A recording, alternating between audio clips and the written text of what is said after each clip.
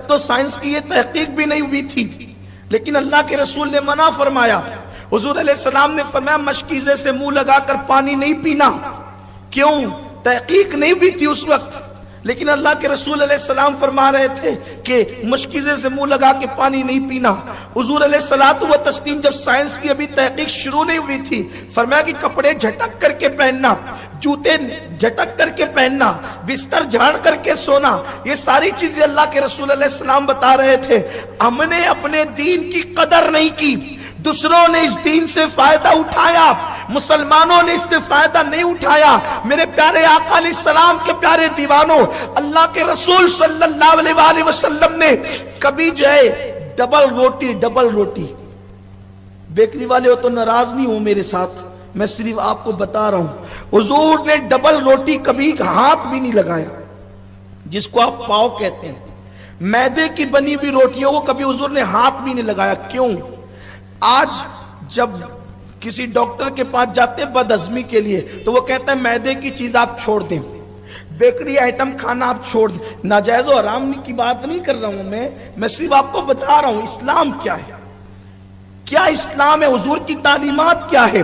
اللہ کے رسول علیہ السلام نے فرمایا کبھی ہاتھ بھی نہیں لگایا، بلکہ یہ جو چپاتی ہوتی ہے نا گیہوں کی روٹی، ام المومنین عائشہ صدیقہ فرماتی ہے حضور نے اس کو کبھی دیکھا بھی نہیں۔ اس چپاتی کو بھی جو ہم کھاتے ہیں نا بہت شوق سے، حضور نے اس کو بھی کبھی نہیں دیکھا۔ کیوں؟ حضور کی جو غذا تھی وہ جو کی روٹی تھی، وہ بھی بغیر چھنے ہوئے آٹے کی۔ ہم تو گیہوں کا آٹا بھی چھان کے پکاتے ہیں، بغیر چھنے ہوئے آٹے کی۔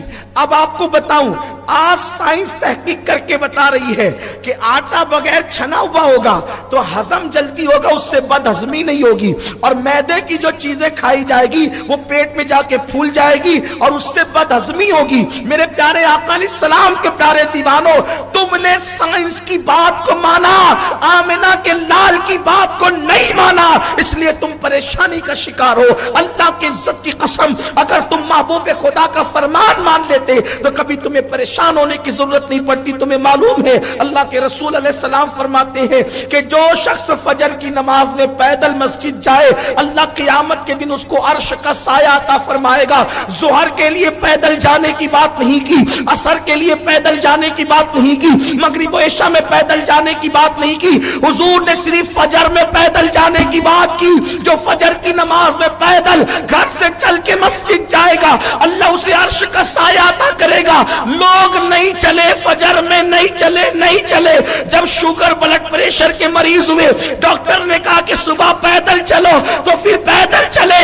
اللہ کی عزت کی قسم، حبیب خدا کے فرمان پر اگر فجر میں پیدل مسجد جاتے تو نہ بلڈ پریشر ہوتا نہ شوگر ہوتا۔ لوگ آج تمہیں بتا رہے ہیں، آمنہ کے لال نے 1450 سال پہلے تمہیں بتا دیا، تم نے قدر نہیں کی حضور کے فرمان کی۔ تم نے دیکھو ظہر میں پیدل جا سکتے تھے، نہیں کہا ظہر میں پیدل جانے، عصر میں پیدل جانے کو نہیں کہا، فجر کی قید لگائی، کیوں؟ لیکن نہیں کی، کوئی قدر نہیں۔ پانی کو 3 سانس میں پیو، پانی کو 3 سانس میں پیو، گٹا گٹ مت پیو۔ آج ڈاکٹر کہہ رہے ہیں کہ جو پانی 3 سانس میں پیے گا وہ بلڈ پریشر کے مرض سے اور ہارٹ کے مرض سے اور گھٹنوں کے اور جوڑوں کے مرض سے محفوظ رہے۔ ڈاکٹر کے کہنے پہ مانا، نبی کے کہنے پہ نہیں مانا۔ اس کا مطلب یہ ہے کہ تمہیں تمہارے دین کی قدر نہیں۔ کیوں؟ اس لیے کہ تم نے مغربی تہذیب کے آگے خود کو سرنڈر کر دیا۔ وہ جو دیں گے لے لوگے، وہ جو دیں گے لوگے، نبی نے فرمایا تو نہیں لوگے۔ کیوں؟ کیونکہ انہوں نے گناہ کو فیشن بنا دیا، انہوں نے گناہ کو فیشن کا نام دے دیا۔ جب تک ہم گناہ کو گناہ سمجھتے رہے میری قوم کے جوان کبھی گناہ کی طرف نہیں گئے۔